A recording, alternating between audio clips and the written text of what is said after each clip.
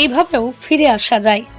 গত 23শে নভেম্বর শনিবার অস্ট্রেলিয়ার পার্থে ভারত এবং অস্ট্রেলিয়ার মধ্যে শুরু হওয়া বর্ডার গাওস্কর ট্রফির টেস্ট ম্যাচের প্রথম দিনের ভারতের স্কোর দেখে কেউ ভাবতে পারেনি অস্ট্রেলিয়ার মাটিতে এই টেস্ট ভারত এত সহজে জিতে যাবে। টসে জিতে ভারতের অস্থায়ী ক্যাপ্টেন জসপ্রীত বুমরা ব্যাট করার সিদ্ধান্ত নেন। ব্যাট করতে নেমেই ভারতের কোনো ব্যাটসম্যান অস্ট্রেলিয়ায় বোলারদের সামনে দাঁড়াতে পারেননি। মাত্র 150 রানে শেষ হয়ে যায় ভারতের প্রথম ইনিংস।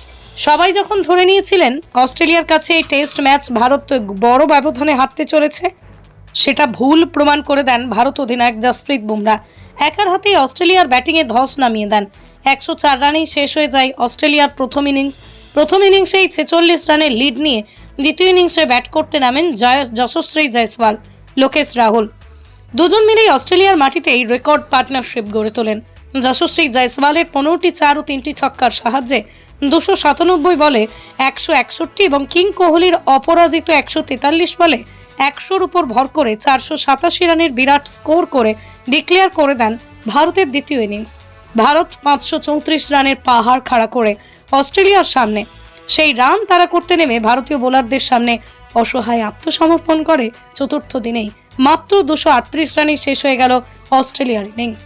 একদিন হাতে থাকতেই 295 রানে জিতে 1-0 এগিয়ে গেল ভারতীয় দল। দুই ইনিংস মিলে 8 উইকেট নিয়ে অস্ট্রেলিয়াকে একার হাতেই শেষ করে দেয় জসপ্রীত বুমরা। দুই ইনিংসে 8 নেওয়ার জসপ্রীত বুমরাই ম্যাচের সেরা নির্বাচিত হন।